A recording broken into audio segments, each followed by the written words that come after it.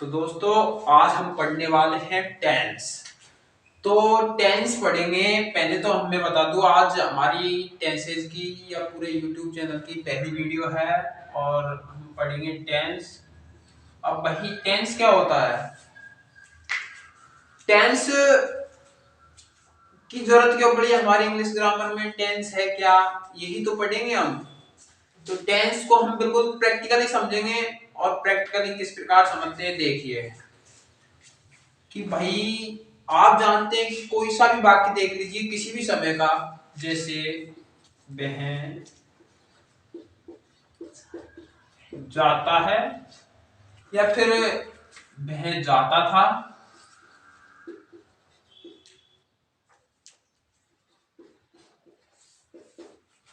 या फिर वह जाएगा। भाई कोई सा भी वाक्य देख लीजिए किसी भी समय का कि भाई हमें किसी भी समय के वाक्य क्या क्या बता रहे हैं। एक तो वह जाता है, यानी एक तो जाने का समय कब हो रहा है, वो प्रेजेंट टाइम में जाता है। कब हो रहा है? प्रेजेंट टाइम में जा रहा है। और भी जाने का समय कितना हुआ है, यानी कार्य को भी बता रहा है। यानी एक तो प्रेजेंट टाइम को बता रहा है और कार्य को बता रहा है। यानी अंग्रेजी ग्रामर के बे नियम, यानी अंग्रेजी ग्रामर के बे नियम जो हमें एक तो समय को बताए, एक कार्य को बताए, वही तो टेंस है। इस वाक्य में देखिए, इस वाक्य में भी क्या हमें समय और कार्य को बताया जा रहा है। वह जाता था, यानी वह कब जाता था, पहले।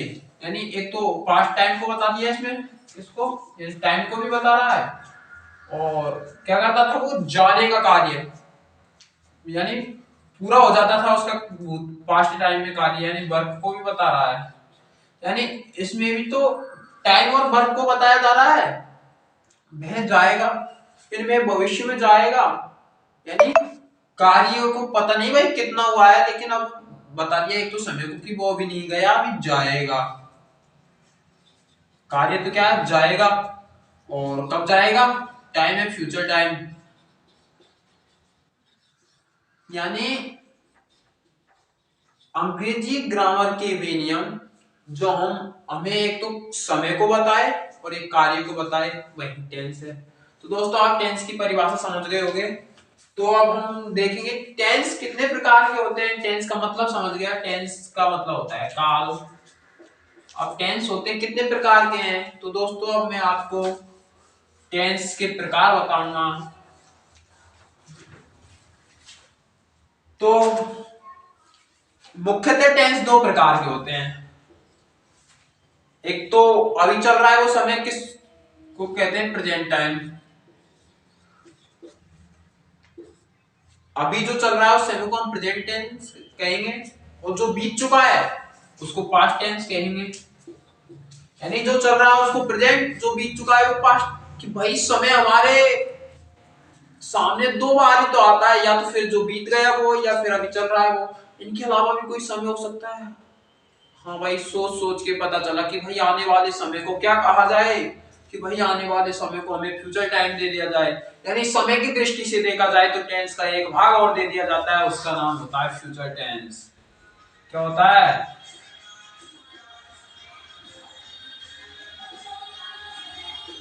समय का एक भाग और दे दिया जाता है, उसको हम बोलते हैं फ्यूचर टेंस। यानी जो अभी चल रहा है उसको प्रेजेंट टेंस, जो बीत चुका है उसको पास्ट टेंस, जो आने वाला है उसको फ्यूचर टेंस। तो दोस्तों प्रेजेंट, पास्ट और फ्यूचर का पता चल चुका है हमें। अब देखेंगे कि भाई प्रेजेंट टेंस के वो चार प्रकार है, इंडेफिनिट, कंटीन्यूअस, परफेक्ट और परफेक्ट कंटीन्यूअस। वो भी समझ लीजिए कि इसके चार प्रकार होते हैं, इंडेफिनिट, कंटीन्यूअस, परफेक्ट और परफेक्ट कंटीन्यूअस। भाई प्रेजेंट टेंस है उसके चार लड़के हैं। कितने? चार। उसी प्रकार पास्ट के भी तो चार लड़के हैं, बस फर्क क्या है इसमें, वंश का नाम अलग है। किसका नाम अलग है? उसके दादाजी का नाम अलग है बस। और जब पुत्र की प्राप्ति होती है किसी को, तो उसके नाम के आगे क्या जुड़ता है, अपने पिताजी का नाम जुड़ता है। उसी प्रकार जब इंडेफिनेट ने जन्म लिया तो इसके आगे क्या जुड़ गया, प्रेजेंट इंडेफिनेट। कंटिन्यूअस ने जन्म लिया तो प्रेजेंट कंटिन्यूअस। उसी प्रकार पास्ट के भी यही प्रकार है दोस्तों। उसी प्रकार पास्ट टेंस के भी यही 4 लड़के पैदा होते हैं, इंडेफिनेट, कंटिन्यूअस, परफेक्ट और परफेक्ट कंटिन्यूअस। दोस्तों इसमें भी तो अपने दादाजी का नाम आगे आ जाता है, past indefinite, past continuous, past perfect continuous. उसी प्रकार फ्यूचर के हैं 3-4 ये लड़के, इंडेफिनेट, कंटिन्यूअस, परफेक्ट और परफेक्ट कंटिन्यूअस। यानी इसमें भी तो अपने दादाजी का नाम आगे आएगा, future indefinite, future continuous, future perfect और फ्यूचर परफेक्ट कंटिन्यूअस। तो दोस्तों आपको पता चल चुका है कि प्रत्येक टेंस के 4-4 लौंडे होते हैं। और अब हम सबसे पहले समझेंगे प्रेजेंट टेंस। किसको समझेंगे, प्रेजेंट टेंस को। तो आइए दोस्तों हम प्रेजेंट टेंस को पढ़ते हैं। तो प्रेजेंट टेंस को पढ़ेंगे अब हम। प्रेजेंट टेंस हमें वर्तमान समय का बोध कराता है कि कोई भी कार्य है वो वर्तमान समय में हो रहा है, या कोई भी बात है वो वर्तमान समय में कही जा रही है, तो वहां पर प्रेजेंट टेंस होता है। तो हम प्रेजेंट टेंस को समझेंगे।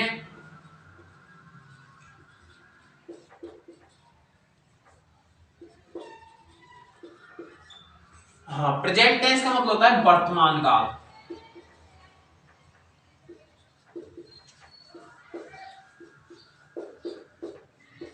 यानी जो कोई भी समय है या कार्य है, या तो वर्तमान समय की अनिश्चितता को बताता है, वर्तमान में जारी होने को बताता है, या वर्तमान में कोई कार्य पूर्ण हो जाता है उसको बताता है, या भाई किसी निश्चित समय से वर्तमान में जो कार्य हो रहा है उस निश्चित समय तक जारी रहने की संभावना को बताता है।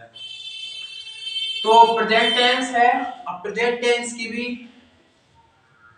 4-4, 5-5 लौंडे हो जाते हैं भाई, जिसको हम पॉजिटिव या अफर्मेटिव बोल देते हैं, नेगेटिव बोल देते हैं, इंट्रोगेटिव बोल देते हैं, इंट्रोगेटिव नेगेटिव बोल देते हैं, फिर आगे जाए तो WH वर्ड भी बोल देते हैं। तो देखिए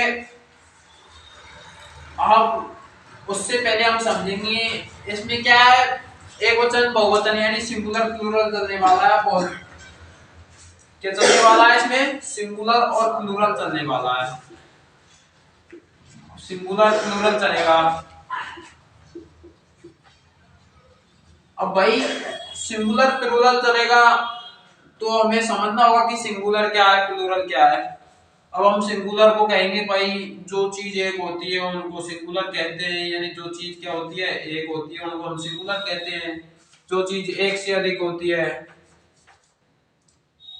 जो चीज एक से अधिक होती है, 1 प्लस डॉट डॉट डॉट, जो चीज एक से अधिक होती है उनको हम प्लूरल कहते हैं। अब मैं बताता हूं सिंगुलर की कैटेगरी में तुमने क्या क्या देख रखा है,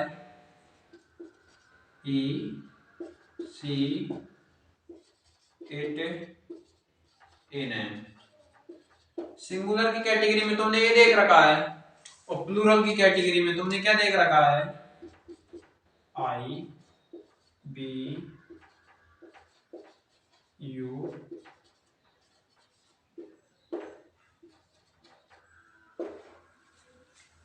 ही शी नेम सिंगुलर की कैटेगरी में है, I we you they plural की कैटेगरी में है। हाँ कैटेगरी तो सही है, लेकिन भाई सिंगुलर का मतलब तो हमने एक देखा था कि कोई भी चीज जो एक होती है उसे सिंगुलर बोलते हैं, और एक से अधिक होती है उसको प्लूरल बोलते हैं।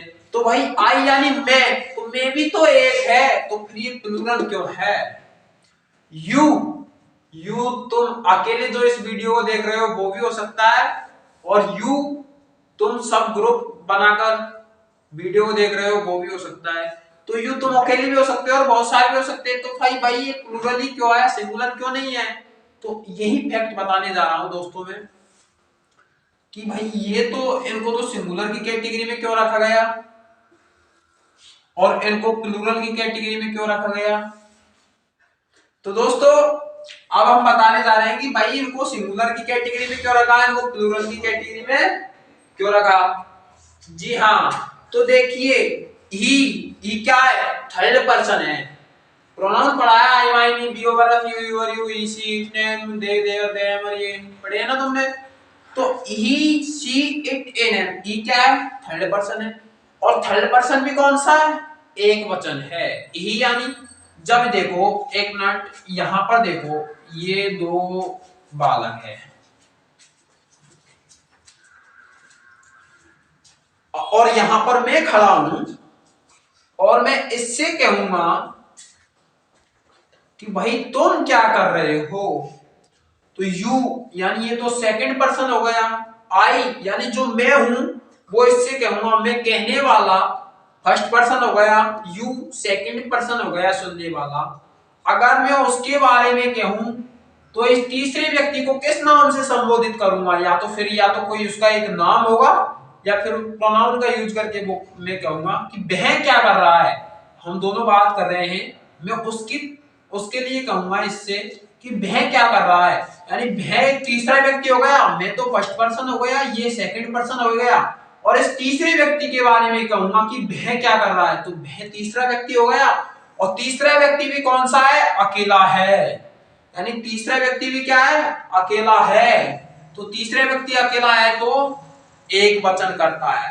यानी जब भी थर्ड पर्सन की बात की जाए और वो थर्ड पर्सन भी सिंगुलर सब्जेक्ट हो, एक वचन करता हो, तो ही हम सिंगुलर सब्जेक्ट में काउंट करते हैं। सी भी कोई लड़की है यहाँ पर, जिसे लड़की मानकर चलिए कि वह क्या कर रही है, तो भी हम यहाँ पर क्या हो जाएगा, थर्ड पर्सन है लेकिन वो क्या, अकेली है, इसलिए वो सिंगुलर सब्जेक्ट है। इट नॉन लिविंग थिंग्स के लिए है, तो ये भी सिंगुलर सब्जेक्ट है थर्ड पर्सन का। और कोई एक नाम, इसका कोई एक नाम रखकर चलिए कि राम क्या कर रहा है, यानी वो सभी क्या है, थर्ड पर्सन है, और थर्ड पर्सन होने के साथ साथ क्या है, एक वचन करता है, इसलिए ये सभी क्या है, सिंगुलर सब्जेक्ट है। और भाई प्लूरल सब्जेक्ट क्यों है, प्लूरल सब्जेक्ट इसलिए है क्योंकि ये थर्ड पर्सन नहीं है, और थर्ड पर्सन है भी तो ये थर्ड पर्सन का एक वचन करता नहीं है। जैसे आई यानी फर्स्ट पर्सन, चाहे एक रहो चाहे दो रहो, फर्स्ट पर्सन का करता कोई मायने नहीं रखता, प्लूरल में जाएगा, चाहे एक रहो चाहे दो हो, फर्स्ट पर्सन के करता है तो प्लूरल में जाएगा। बी हम सब, तो हम सब भी क्या है, फर्स्ट पर्सन का करता, तो इसको भी प्लूरल में जाने दीजिए। यू तुम एक भी हो सकते हो, तुम बहुत सारे भी हो सकते हो, लेकिन ये क्या है, सेकंड पर्सन का करता है, और सेकंड पर्सन का करता चाहे एक रहो चाहे दो रहो, किस में जाएगा, प्लूरल में जाएगा।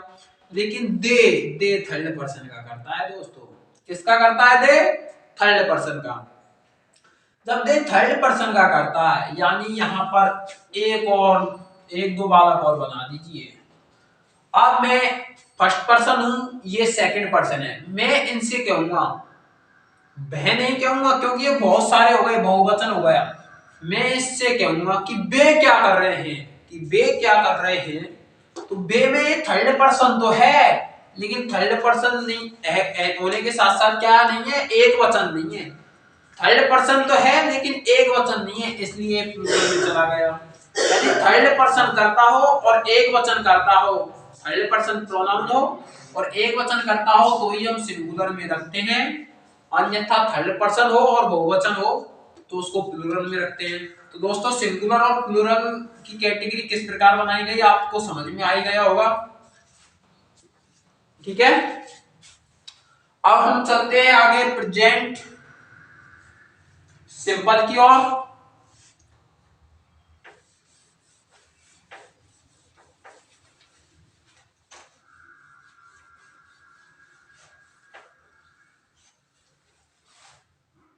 दोस्तों प्रेजेंट टेंस के में चार जो बच्चे बताए थे उनमें से पहला है प्रेजेंट सिंपल। या तो प्रेजेंट सिंपल कह दीजिए या प्रेजेंट इंडेफिनिट कह दीजिए, बात वही है। प्रेजेंट सिंपल क्या है, वर्तमान समय में कोई भी बात की जा रही है वही तो प्रेजेंट सिंपल है, यानी ये अनिश्चितता को बताता है, कार्य की अनिश्चितता को बताता है, इंडेफिनिट। भाई प्रेजेंट इंडेफिनिट नाम क्यों रखा गया ये भी बता दूं मैं, देखो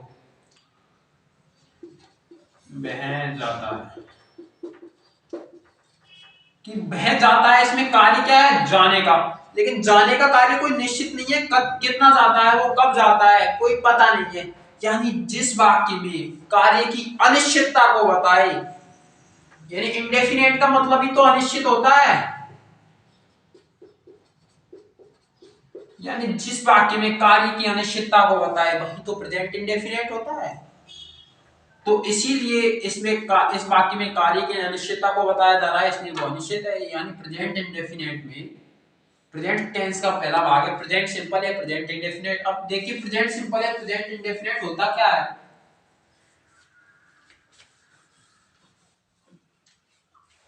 प्रेजेंट इंडेफिनेट के चार पार्ट है, डब्ल्यूएच वर्ड को ना जाए तो 5 हो जाते हैं। तो अफर्मेटिव या पॉजिटिव,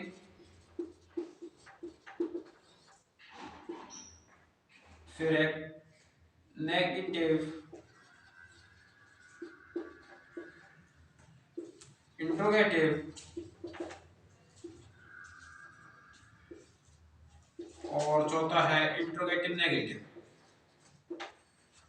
दोस्तों सबसे पहले पॉजिटिव, नेगेटिव, इंट्रोगेटिव और इंट्रोगेटिव नेगेटिव। अब पॉजिटिव में क्या होता है, तो पॉजिटिव में आपको बोलेंगे पॉजिटिव सेंटेंस होता क्या है, तो पॉजिटिव सेंटेंस आपके समझ में तब आएगा, पॉजिटिव सेंटेंस आपके समझ में तब आएगा, उससे पहले आपको समझना पड़ेगा नेगेटिव, इंट्रोगेटिव और इंट्रोगेटिव नेगेटिव।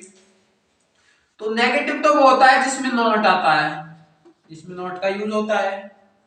इंट्रोगेटिव वो होता है जिसमें लास्ट में प्रश्नवाचक आता है। और भाई नॉट और प्रश्नवाचक आता है वो आपने बता दिया, प्रश्नवाचक आता है वो प्रश्नवाचक, नॉट आता है वो नेगेटिव। अगर ये दोनों ही आ जाए, अगर ये दोनों ही आ जाएगा तो भाई ये इंट्रोगेटिव, इसको दोनों को नाम जोड़ दीजिए इंट्रोगेटिव नेगेटिव, क्या हो जाएगा वो इंट्रोगेटिव नेगेटिव। अगर पांचा देखा जाए डब्ल्यू एच वर्ड, क्या भाई जब वाक्य में डब्ल्यू एच फैमिली आ जाती है तो वो डब्ल्यू एच वर्ड बन जाता है। और जब इन चारों को छोड़कर जो वाक्य होता है वही पॉजिटिव होता है, यानी बिल्कुल साधारण वाक्य, सकारात्मक वाक्य, जिसमें ना तो नॉट का प्रयोग होता है, ना प्रश्नवाचक का प्रयोग होता है, ना डब्ल्यू एच वर्ड का प्रयोग होता है, वही सकारात्मक वाक्य होता है। बिल्कुल ठीक है दोस्तों। अब भाई इसमें मैंने ये फंडा इसलिए बताया तुमको क्योंकि यहाँ पर सकारात्मक वाक्यों में अलग चीज का यूज किया जाता है अलग तरीके से, और नेगेटिव में अलग तरीके से यूज किया जाता है। देखो प्रेजेंट सिंपल के सकारात्मक वाक्य में सिंगुलर सब्जेक्ट के साथ, प्रेजेंट सिंपल के सकारात्मक वाक्य में सिंगुलर सब्जेक्ट के साथ B1 में एस या एस लगता है। सकारात्मक वाक्यों में प्रेजेंट सिंपल की सकारात्मक यानी पॉजिटिव सेंटेंस में सिंगुलर सब्जेक्ट के साथ B1 में एस या एस लगता है। अगर सब्जेक्ट प्लूरल हो, अगर सब्जेक्ट प्लूरल हो तो केवल वर्ब की फर्स्ट फॉर्म आती है, एस या एस नहीं लगता। अदर वाक्यों में ये है, अदर वाक्यों में क्या होता है, हेल्पिंग वर्ब के रूप में सिंगुलर सब्जेक्ट हो तो डज लगता है, और प्लूरल सब्जेक्ट के साथ डू लगता है, और तीसरे नंबर पर नॉट आता है। तीसरे नंबर पर क्या आता है, नॉट आता है दोस्तों। तो आप समझ चुके होंगे कि प्रेजेंट सिंपल के सकारात्मक वाक्यों में एक वचनकर्ता के साथ एस का प्रयोग करते हैं वर्ब में, और बहुवचनकर्ता के साथ वर्ब में वर्ब की फर्स्ट फॉर्म में आएगी, एस नहीं लगेगा। अब सिंगुलर सब्जेक्ट के साथ अन्य वाक्यों में, सकारात्मक वाक्यों में नहीं, अगर नकारात्मक हो, प्रश्नवाचक हो, प्रश्नवाचक नकारात्मक हो, डब्ल्यूएच वर्ड वाला हो तो एक वचनकर्ता के साथ डज लगेगा, बहुवचनकर्ता के साथ डू लगेगा, और तीसरे नंबर पर नॉट का प्रयोग किया जाएगा अगर वाक्य नेगेटिव है या इंट्रोगेटिव नेगेटिव है तो। ठीक है दोस्तों। अब देखते हैं हम सबसे पहले पॉजिटिव सेंटेंस, प्रेजेंट सिंपल के पॉजिटिव सेंटेंस या अफर्मेटिव सेंटेंस को वाक्य हल कर कर देखते हैं।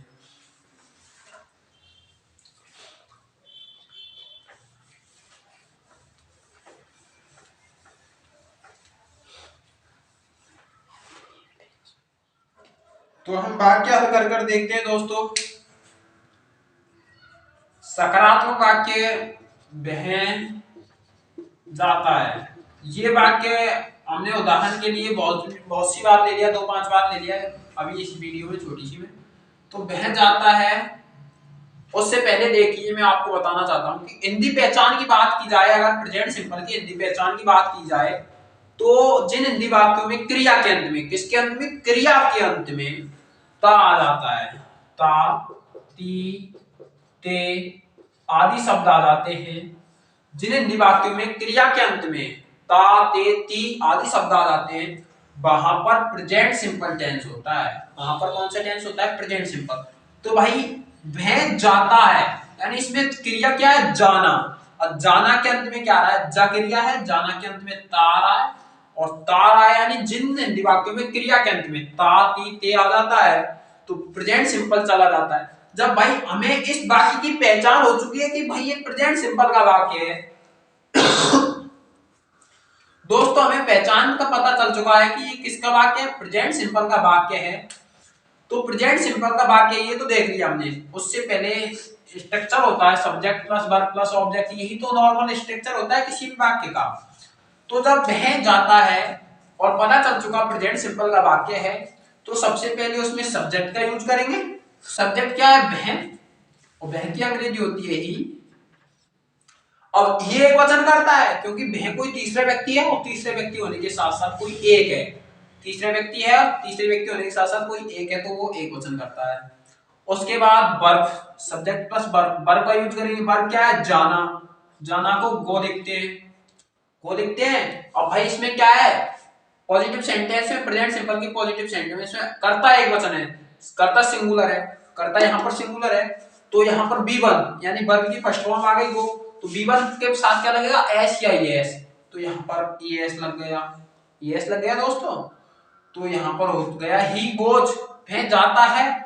तो क्या आपको वाक्य बनाने में दिक्कत आई? बिल्कुल भी नहीं। दिक्कत क्यों आएगी? आप इतनी अच्छी तरीके से यहाँ पर पढ़ रहे हो, तो वीडियो को लास्ट तक जरूर देखना, और आगे बहुत इंटरेस्टिंग वीडियो बनने वाली है। तो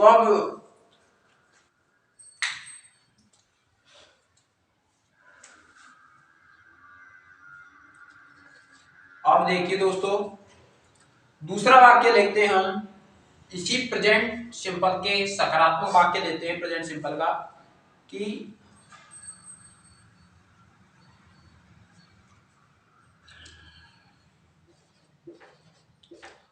हम तुम्हारे साथ खेलते हैं। तो दोस्तों खेलना, इसमें क्रिया क्या है? सबसे पहले क्रिया देखो, क्रिया क्या है? खेलना। और खेलना ना के अंत में क्या आ रहा है? ते आ रहा है, यानी ते आ रहा है तो प्रेजेंट सिंपल है। और प्रेजेंट सिंपल के अलावा इसमें प्रश्नवाचक नहीं है, नॉट नहीं है, WH वर्ड नहीं है, क्या है? किसको का प्रश्न नहीं है, प्रश्न सूचक शब्द कुछ भी नहीं है। तो ये क्या है? साधारण वाक्य बिल्कुल। और साधारण वाक्य है तो प्रेजेंट सिंपल का सकारात्मक वाक्य होगा। और प्रेजेंट सिंपल का सकारात्मक वाक्य होगा तो कर्ता एक वचन होगा तो B1 में एस लगेगा। कर्ता बहुवचन होगा तो केवल वर्ब की फर्स्ट फॉर्म आएगी, एस नहीं लगेगा। तो सबसे पहले सब्जेक्ट देखते हैं। सब्जेक्ट क्या है? हम। तो हम की अंग्रेजी क्या होती है? बी। और उसके बाद वर्ब लिखते हैं। वर्ब क्या है? खेलना, पहले लिख दीजिए। और क्या वर्ब में एस लगा दूं? नहीं लगेगा, क्योंकि करता क्या है? क्योंकि करता क्या है? बहुवचन है। करता क्या है? बहुवचन है। बहुवचन के साथ एस नहीं लगेगा। अब देखो, अब ऑब्जेक्ट क्या है? तुम्हारे साथ। ऑब्जेक्ट क्या है? तुम्हारे साथ। तुम्हारे साथ को बोलते हैं with you. I play with you, हम तुम्हारे साथ क्या करते हैं? खेलते हैं। आई प्ले विथ यू, हम तुम्हारे साथ खेलते हैं। तो दोस्तों आज आपने पढ़ लिया होगा। क्या दिख नहीं रहा क्या आपको? चलो तो मैं इसको रब करके थोड़ा ऊपर लिख देता हूं। हम बी, फिर वर्ब आएगी प्ले, और कर्ता बहुवचन है तो एस नहीं लगेगा। फिर ऑब्जेक्ट क्या है? तुम्हारे साथ। तुम्हारे साथ ऑब्जेक्ट है तो इसको अंग्रेजी में बोलते हैं विथ यू, और फुल स्टॉप लग जाएगा। तो ये आपकी अंग्रेजी बन चुकी है। तो हम तुम्हारे साथ खेलते हैं, बी प्ले विथ यू। तो दोस्तों हमने आज दो वाक्य बनाए हैं, और आज पहली वीडियो है। तो कुछ ज्यादा नहीं पढ़ा पाए हैं हम आपको, बिल्कुल छोटी सी वीडियो बनाई है, वैसे ही बहुत बड़ी बन गई होगी। तो आज वीडियो को पूरी देखना, शेयर करना, लाइक करना, कमेंट करना, और वीडियो कैसी लगी कमेंट करके जरूर बताना।